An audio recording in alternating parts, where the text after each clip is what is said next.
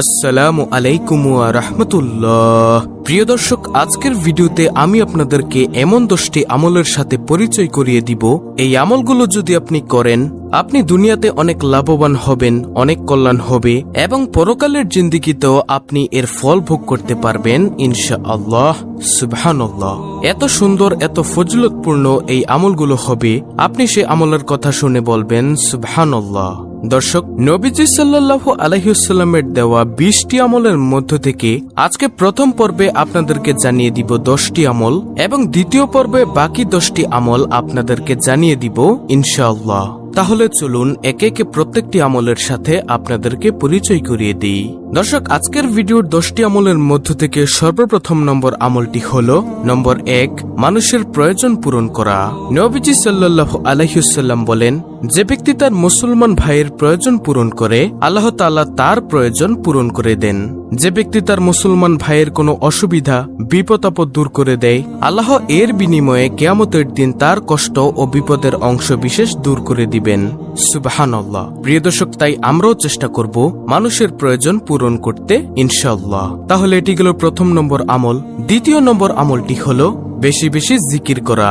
প্রসিদ্ধ 4টি জিকির হলো সুবহানাল্লাহ, আলহামদুলিল্লাহ, লা ইলাহা ইল্লাল্লাহ, আল্লাহু আকবার। প্রিয় দর্শক, এই 4টি জিকিরের আমল যদি আপনি করতে পারেন, দুনিয়ার মধ্যেও এর সওয়াব আপনি পাবেন এবং পরকালেও মিজানের পাল্লাতে এর ওজন কয়েক গুণ ভারী হবে।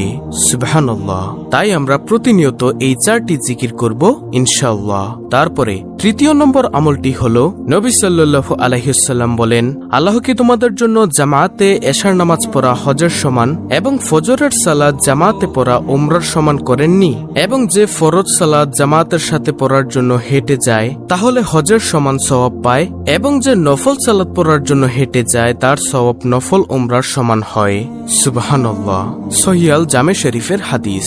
তারপরে চতুর্থ নম্বর আমলটি হলো, যে ব্যক্তি ফজরের সালাত জামাতের সাথে পড়ে, তারপর সূর্য ওঠার আগ পর্যন্ত আল্লাহর জিকির করে, তারপর 2 রাকাত সালাত পড়ে, সে যেন একটি হজ এবং উমরার সমান সওয়াব পূর্ণ করল। রাসূল সাল্লাল্লাহু আলাইহি ওয়াসাল্লাম এই কথাটি 3 বার জোরে জোরে পুনরাবৃত্তি করলেন। সাহাবীরা বললেন, হে আল্লাহর রাসূল সাল্লাল্লাহু আলাইহি ওয়াসাল্লাম, ধনীরা তো আখিরাতে বেশি পুরস্কার পাবে, তারা হজ আদায় করে, আমরা তো পারি না। তারা যুদ্ধ করে, আমরা পারি না। তখন নবীজি সাল্লাল্লাহু আলাইহি ওয়াসাল্লাম বললেন, আমি কি তোমাদের এরকম কিছু কথা বলবো না? যদি তোমরা এটি শক্ত করে ধরে রাখো তাহলে তোমরা তাদের মতো সমান সওয়াব অর্জন করতে পারবে। সাহাবীরা বললেন, হ্যাঁ ইয়া রাসূলুল্লাহ সাল্লাল্লাহু আলাইহি ওয়াসাল্লাম, বলুন। নবীজি বলেন, তাহলে শোনো, প্রত্যেক সালাতের পর 33 বার বলবে সুবহানাল্লাহ, 33 বার বলবে আলহামদুলিল্লাহ, 34 বার বলবে আল্লাহু আকবার, তাহলে তোমরাও তাদের মতো বেশি বেশি সওয়াব অর্জন করতে পারবে। সুবহানাল্লাহ, আল্লাহু আকবার। তারপরে প্রিয় দর্শক, পঞ্চম নম্বর আমলটি হলো, যখন কেউ তার ভাইয়ের জন্য দোয়া করে তখন ফেরেশতারা বলেন, আমিন, তোমার জন্য তা। অর্থাৎ আপনি আপনার এক ভাইয়ের জন্য অথবা বোনের জন্য দোয়া করলেন বা পাড়া প্রতিবেশীর জন্য দোয়া করলেন যে, হে আল্লাহ, তাকে তুমি দুনিয়ার কল্যাণ আখিরাতের কল্যাণ দাও।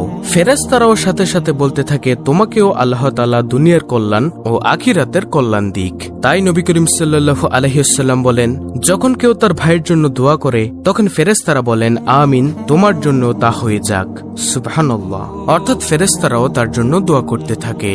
তারপরে প্রিয় দর্শক, প্রথম পর্বের 10টি আমলের মধ্য থেকে ষষ্ঠ নম্বর আমলটি হলো আবু হুরায়রা রাদিয়াল্লাহু তাআলা আনহু থেকে বর্ণিত। তিনি বলেন, রাসূলুল্লাহ সাল্লাল্লাহু আলাইহি ওয়াসাল্লাম ইরশাদ করেন, 2টি বাক্য এমন রয়েছে যা বলা সহজ কিন্তু আমলের পাল্লায় অনেক ভারী।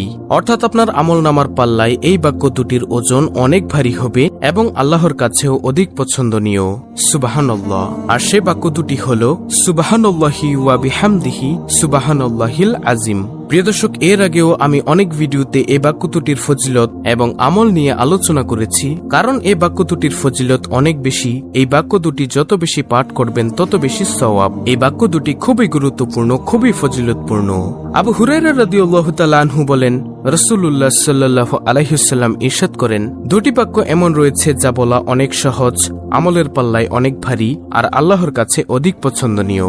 আর সেই বাক্য দুটি কি? সুবহানাল্লাহি ওয়া বিহামদিহি সুবহানাল্লাহিল আজিম। তারপরে 7ম নম্বর আমলটি হলো সদকায়ে জারিয়ার আমল। প্রিয় নবী সাল্লাল্লাহু আলাইহি ওয়াসাল্লাম বলেন, যখন মানুষ মারা যায় তখন তার আমলের দরজা বন্ধ হয়ে যায়, তবে তার একটি আমলের দরজা বন্ধ হয় না, সেটা হলো সদকায়ে জারিয়ার আমল। এখন প্রিয় দর্শক, অনেকেই বুঝে না যে সদকায়ে জারিয়ার আমল আবার কোনটা। তাহলে শুনুন, কোন পিতামাতা যদি তার ভালো সন্তান, নেক সন্তান, কোন হক্কানি সন্তান যদি দুনিয়াতে রেখে যায়, সেই সন্তান যে আমলগুলো করে সেই পিতামাতার ভাগেও সেই আমলের সওয়াব যায়।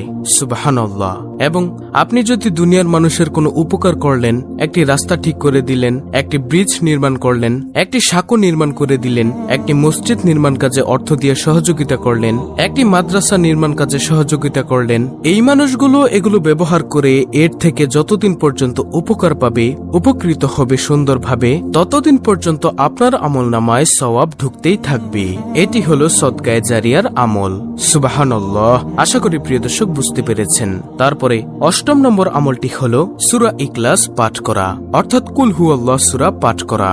দর্শক, আপনি যদি প্রতি রাতে পবিত্র কুরআনের 1/3 পাঠের সওয়াব অর্জন করতে চান, তাহলে আপনি একবার সূরা ইখলাস পাঠ করুন।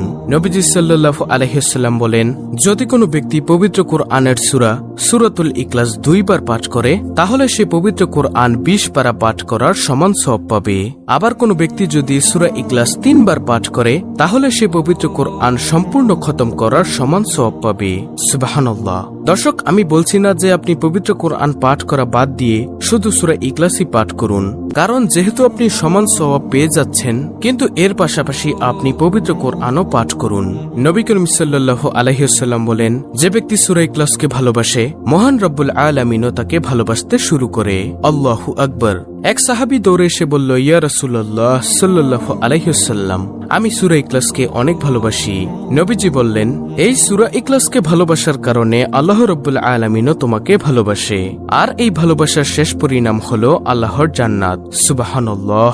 আল্লাহু আকবার। 9ম নম্বর আমলটি হলো গোপনে নফল নামাজ পড়া। রাসূল সাল্লাল্লাহু আলাইহি ওয়াসাল্লাম ইরশাদ করেন, জনসম্মুখের তুলনায় লুকিয়ে নফল নামাজ পড়ার মধ্যে 25 গুণ বেশি সওয়াব।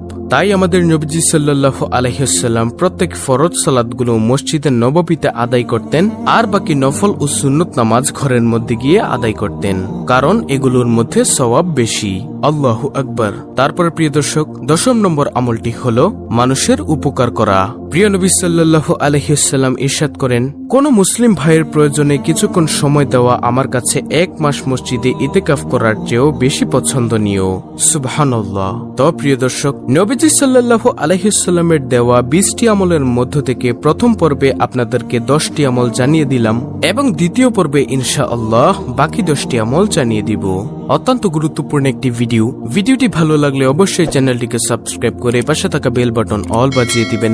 ভিডিওটিতে একটি লাইক দিবেন এবং কমেন্টে আমিন লিখবেন, এবং অন্য মুসলিম ভাই বোনদের কাছে ভিডিওটি শেয়ার করে দিবেন, যেন তারাও দেখে শিখে আমলটি করতে পারে। আল্লাহ রাব্বুল আলামিন আমাদের সকলকে সহি শুদ্ধভাবে নবীজি সাল্লাল্লাহু আলাইহি ওয়াসাল্লামের দেওয়া এই আমলগুলো করার তৌফিক দান করুন। আমিন।